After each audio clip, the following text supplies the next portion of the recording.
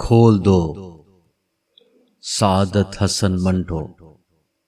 امرتسر سے special train دوپہر 2 بجے کو چلی اور 8 گھنٹوں کے بعد مغل پورہ پہنچی۔ راستے میں کئی آدمی مارے گئے، متعدد زخمی ہوئے اور کچھ ادھر ادھر بھٹک گئے۔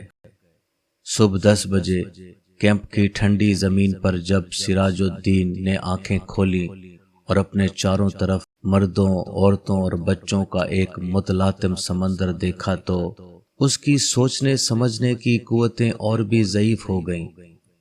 وہ دیر تک گدلے آسمان کو ٹکٹکی باندھے دیکھتا رہا۔ یوں تو کیمپ میں ہر طرف شور برپا تھا، لیکن بوڑھے سراج الدین کے کان جیسے بند تھے، اسے کچھ سنائی نہیں دیتا تھا۔ کوئی اسے دیکھتا تو یہ خیال کرتا کہ وہ کسی گہری فکر میں غرق ہے، مگر ایسا نہیں تھا۔ اس کے ہوش و حواس شل تھے، اس کا سارا وجود خلا میں معلق تھا۔ گدلے آسمان کی طرف بغیر کسی ارادے کے دیکھتے دیکھتے سراج الدین کی نگاہیں سورج سے ٹکرائیں۔ تیز روشنی اس کے وجود کے رگ و ریشے میں اتر گئی اور وہ جاگ اٹھا۔ اوپر تلے اس کے دماغ پر کئی تصویریں دوڑ گئیں۔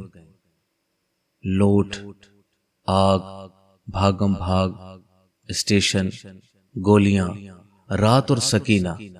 سراج الدین ایک دم اٹھ کھڑا ہوا اور پاگلوں کی طرح اس نے اپنے چاروں طرف پھیلے ہوئے انسانوں کے سمندر کو کھنگالنا شروع کیا۔ پورے 3 گھنٹے وہ سکینہ سکینہ پکارتا کیمپ میں خاک چھانتا رہا، مگر اسے اپنی جوان اکلوتی بیٹی کا کوئی پتہ نہ ملا۔ چاروں طرف ایک دھاندلی سی مچی تھی، کوئی اپنا بچہ ڈھونڈ رہا تھا، کوئی ماں، کوئی بیوی اور کوئی بیٹی۔ سراج الدین تھک ہار کر ایک طرف بیٹھ گیا اور حافظے پر زور دے کر سوچنے لگا کہ سکینہ اس سے کب اور کہاں جدا ہوئی، لیکن سوچتے سوچتے اس کا دماغ سکینہ کی ماں کی لاش پر جم جاتا، جس کی ساری انتڑیاں باہر نکلی ہوئی تھی۔ اس سے آگے وہ کچھ سوچ نہ سکتا تھا۔ سکینہ کی ماں مر چکی تھی۔ اس نے سراج الدین کی آنکھوں کے سامنے دم توڑا تھا، لیکن سکینہ کہاں تھی جس کے متعلق اس کی ماں نے مرتے ہوئے کہا تھا، مجھے چھوڑو اور سکینہ کو لے کر جلدی یہاں سے بھاگ جاؤ۔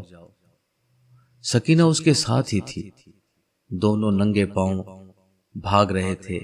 سکینہ کا دوپٹہ گر پڑا تھا، اسے اٹھانے کے لیے اس نے رکنا چاہا تھا، مگر سکینہ نے چلا کر کہا تھا، ابا جی چھوڑیے، لیکن اس نے دوپٹہ اٹھا لیا تھا۔ یہ سوچتے سوچتے اس نے اپنے کوٹ کی ابھری ہوئی جیب کی طرف دیکھا اور اس میں ہاتھ ڈال کر ایک کپڑا نکالا۔ سکینہ کا وہی دوپٹہ تھا، لیکن سکینہ کہاں تھی؟ سراج الدین نے اپنے تھکے ہوئے دماغ پر بہت زور دیا، مگر وہ کسی نتیجے پر نہ پہنچ سکا۔ کیا وہ سکینہ کو اپنے ساتھ اسٹیشن تک لے آیا تھا؟ کیا وہ اس کے ساتھ ہی گاڑی میں سوار تھی؟ راستے میں جب گاڑی روکی گئی تھی اور بلوائی اندر گھس آئے تھے تو کیا وہ بے ہوش ہو گیا تھا جو سکینہ کو اٹھا کر لے گئے؟ سراج الدین کے دماغ میں سوال ہی سوال تھے، جواب کوئی بھی نہیں تھا۔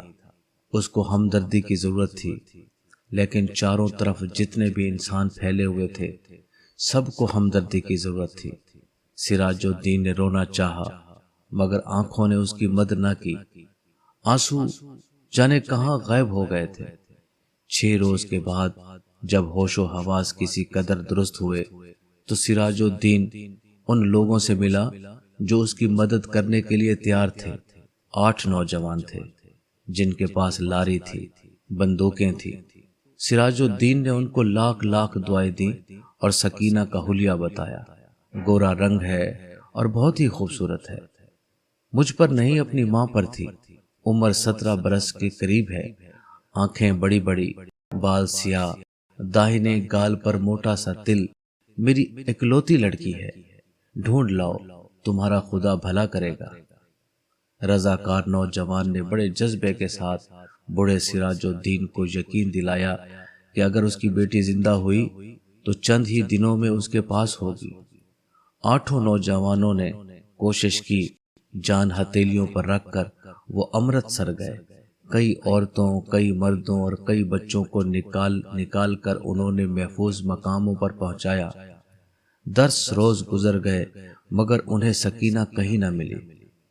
ایک روز وہ اسی خدمت کے لیے لاری پر امرتسر جا رہے تھے کہ چھہڑک کے پاس سڑک پر انہیں ایک لڑکی دکھائی دی۔ لاری کی آواز سن کر وہ بدکی اور بھاگنا شروع کر دیا۔ رضاکاروں نے موٹر روکی اور سب کے سب اس کے پیچھے بھاگے۔ ایک کھیت میں انہوں نے لڑکی کو پکڑ لیا۔ دیکھا تو بہت خوبصورت تھی، داہنے گال پر موٹا تل تھا۔ ایک لڑکے نے اس سے کہا، گھبراؤ نہیں، کیا تمہارا نام سکینہ ہے؟ لڑکی کا رنگ اور بھی زرد ہو گیا۔ اس نے کوئی جواب نہ دیا، لیکن جب تمام لڑکوں نے اسے دم دلاسا دیا تو اس کی وحشت دور ہوئی اور اس نے مان لیا کہ وہ سراج الدین کی بیٹی سکینہ ہے۔ 8 رضاکار نوجوانوں نے ہر طرح سکینہ کی دلجوئی کی، اسے کھانا کھلایا، دودھ پلایا اور لاری میں بٹھا دیا۔ ایک نے اپنا کوٹ اتار کر اسے دے دیا، کیونکہ دوپٹہ نہ ہونے کے باعث وہ بہت الجھن محسوس کر رہی تھی اور بار بار باہوں سے اپنے سینے کو ڈھانکنے کی ناکام کوشش میں مصروف تھی۔ کئی دن گزر گئے، سراج الدین کو سکینہ کی کوئی خبر نہ ملی۔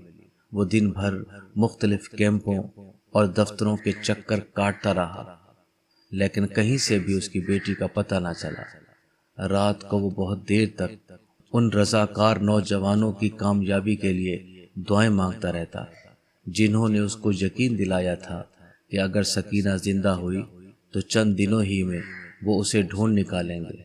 ایک روز سراج الدین نے کیمپ میں ان نوجوان رضاکاروں کو دیکھا، لاری میں بیٹھے تھے۔